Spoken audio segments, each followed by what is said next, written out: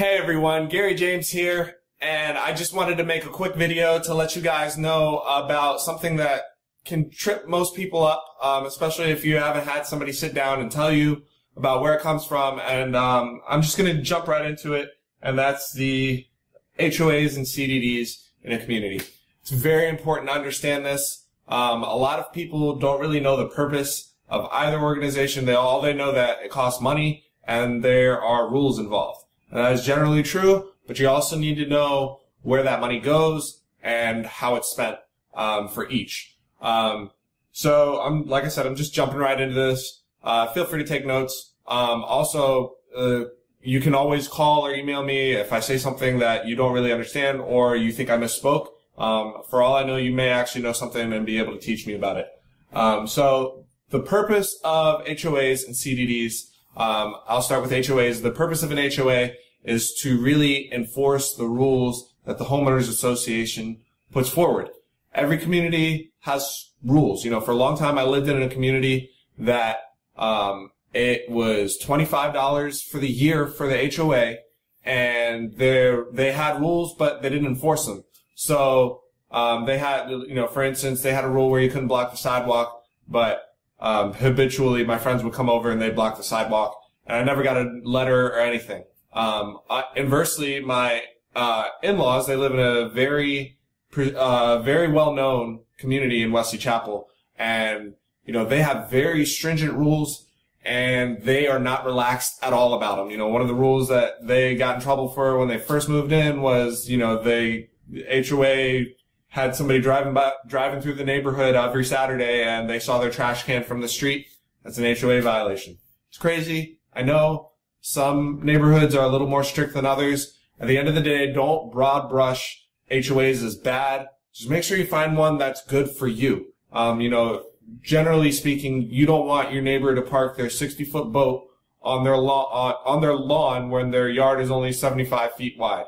So having an HOA protects you from situations like that. It really does. There are definitely benefits. For CDDs, the responsibility that the CDD maintains is to actually maintain the amenities, maintain the grounds, so things like landscaping, general maintenance throughout the community, you know, street lamps, all that sort of thing, the CDD takes care of.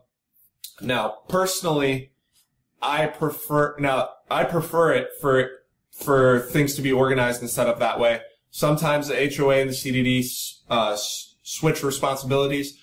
I don't really like that, because a CDD is a publicly elected body. You actually physically vote for these people that are going to sit on the CDD boards and manage the money of the community. There's a lot more accountability. There's so much more responsibility. I like the way that it's organized. It's very difficult for a CDD to actually increase their spending or what they collect, because it's actually done through your taxes, and I'll get a little bit into that in a minute. And as opposed to an HOA, they are their own sort of organized body. They set forth the rules on how their money is spent and collected, and everything's done by a vote by them. I don't really particularly feel too confident in that situation, but at the end of the day, I'm not going to broad brush and say this is bad, this is good. You have to find out if the community is right for you. And I cannot stress that enough. Every community does things a little bit differently, so just keep that in mind when you're doing your research. Now, as far as how these are paid, I'll talk about CDDs first because I pretty much already started there. CDDs are paid through your taxes. There's a section in every tax bill that you're gonna get. It's called non-ad valorem taxes. Those are your CDDs. That's just a Latin phrase meaning it's not attached to the value, because it's a fee. It's a flat fee. And for the most part, everybody in the neighborhood pays that same flat fee. So that's done through your taxes, and your taxes are paid through your mortgage payment, so there's a contribution to your CDD in every mortgage payment. It's very simple. Love it. HOAs, on the other hand, for a while they were being rolled into your mortgage payment, but they stopped doing that. So now the HOA sends you a bill in the mail, and you pay that bill however the HOA is structured, and I'll get into that later as well. So now, the real reason I wanted to talk about this was because, you're going to go on Zillow and Trulia and Realtor.com, and you're going to see all sorts of information on the HOAs and the CDDs. How do you know what's real and what's not? Because sometimes it'll tell you it's an estimate, sometimes it'll tell you it's fact. But how do you know? How do you know? How do you know that any of this information is accurate? I want to show you how to look it up for yourself so that you don't have to rely on somebody else's word, or you don't even have to rely on me. Once you understand this, you'll be a pro. You'll be able to go and look this up all on your own. So, first thing you need is obviously pick a neighborhood and find the property appraiser website for the county that neighborhood is in.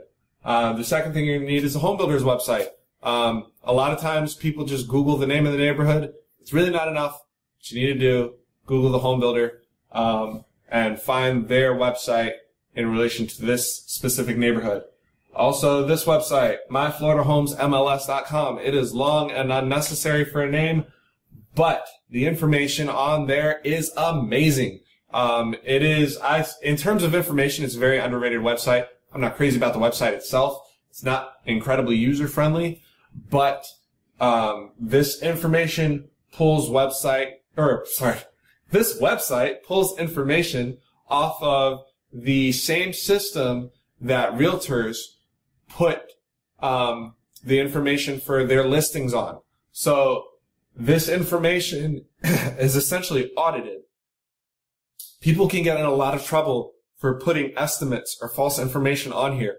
So it's incredibly accurate, and because of the accountability that comes with it. So I want to start with the home builder site. Why do you start at the home builder site? Because the first thing you need to do is find out, am I looking at a master plan community? And if so, what subdivision is the one that I'm interested in? For instance, I'll use Fishhawk Ranch as an example. It's the most popular neighborhood in Tampa Bay in terms of people moving in. They sold like 130 something homes there last year. It was incredible.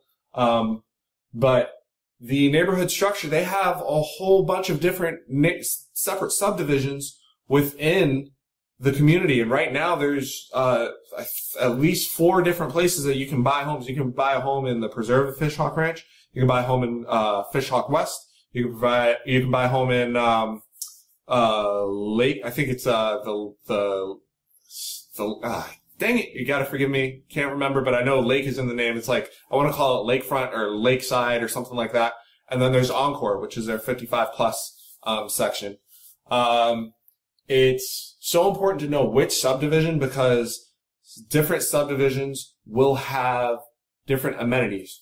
For instance, the 55 plus section has exclusive amenities that are only for residents of the 55 plus part, which is Encore, which is being built by David Weekley. It's an incredible community. However, it's not fair for the rest of the community to pay for the maintenance for their clubhouse or their swimming pool or I think they have pickleball actually. It's not fair for the rest of the community to pay for all their stuff. So that specific subdivision is going to have its own CDD set up. It's going to have its own HOA set up, and the fees that they pay are in direct relation to their rules and their amenities. And that keeps the rest of the neighborhood from having to pay for their stuff. And you want to be mindful because that is a very common model that you're going to find in all the new home communities. And also, the reason why you want to look up their website is because a lot of times there's very obvious information. They give it to you. You don't have to go and look it up.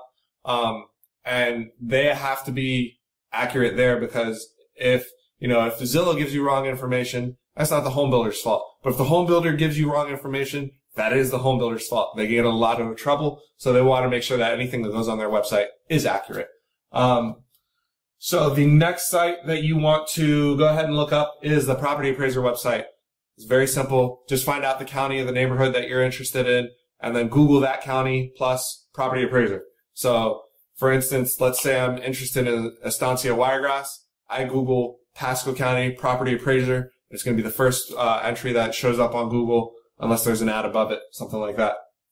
Now, why do I need to look up the property appraiser? Because if I have an address or a specific neighborhood that I'm interested in, I can look that neighborhood up on their property appraiser. I can narrow down on the map that they have. I can narrow down to a specific lot. I click that lot. I look for the tax collector button. There's almost always a tax collector button when you actually look up the information for a lot. It takes you to the tax collector's website. Boom, this is the term you're going to be looking for. You want to find the non-ad valorem taxes, because non-ad valorem taxes is the CDD. I know it's confusing. It should make a lot more sense, but, you know, it's the county. What do you want them to do? Instead of saying CDD, they're going to make it complicated and tell you non-ad valorem taxes. Don't worry. That is your CDD fee. That is your CDD fee. That is what you're going to pay the CDD if you buy a home on that lot or in that subdivision. That's what you're going to pay every year. The ad valorem taxes is actually your property taxes. So the non-ad valorem taxes is what goes to the CDD. Okay, now I get to talk about my Florida Homes MLS. Again, it's a really, really bad look. I mean, I'm in my opinion, I'm sorry, I don't want to get anybody too upset at me, but in my opinion, the website really doesn't look that great. It's not very user-friendly, but the information on there is gold. It's incredible. And like I said, there's a lot of accountability that goes into the information that goes on that website. People get into a lot of trouble if they put wrong information. So the standard of what is acceptable and what's not acceptable, is much higher. Like, it has to be accurate. Otherwise people will get in trouble. So what I suggest, because you're looking at new homes, it's the easiest thing to do. Just go ahead and zoom in on the neighborhood. And hopefully you can, if you're looking at a master plan community, zoom in on the subdivision. You will find an inventory home, which is a home that is brand new. It's already built or it's currently under construction and they're just waiting for somebody to come buy it. Look at open one and it'll tell you the HOA schedule, which is if the payment is annually, monthly, quarterly, or sometimes I've seen semi-annual, which is twice a year. But generally it's either annually or monthly. So you see the schedule and you'll see the amount. And like I said, the credibility of that information is higher than anywhere else that I know that has public access. So this is the ta-da moment. What a responsible home buyer is going to want to do. You're going to have a target mortgage payment. Let's say you're looking at a $350,000 home and you want your mortgage to be around $2,000 a month, all inclusive, all in. So taxes, hazard insurance, PMI if you have that for your type of financing, or you have, and then your HOAs, your CDDs, everything all in. You want your mortgage payment to be $2,000 a month all in. So you need to figure out how much do I need to put down to get to that $2,000 a month. I'm going to show you guys the whole system, how to do that in a separate video, but the biggest chunk of that is going to be your monthly HOA and CDD contribution. You need to figure out month to month because sometimes you do have HOAs that are quarterly or annually. You don't want to be caught off guard with that later on in the year. So the first thing that we have to do is find out how much are we contributing to that for the year. So we start with the HOA. We just say if I'm a quarterly payment on an HOA, I take that amount, that payment amount, multiply it times 4. That gives me my annual HOA. If I'm monthly HOA, then I take that payment amount, multiply it times 12. I got my annual HOA. You add that with your non-ad valorem taxes, which I'm reminding you again is the CDD. I really want to drill that into your mind so that when you look up on the property appraiser site, you don't get confused, or you don't second guess yourself like I did for the next half an hour wondering, is this or is this not the CDD? Yes, it is. So it gives you the non-ad valorem taxes. You have that, and that is for the year. Now you will be contributing to that monthly in your mortgage payment, but the non-ad valorem tax is not monthly, it's yearly.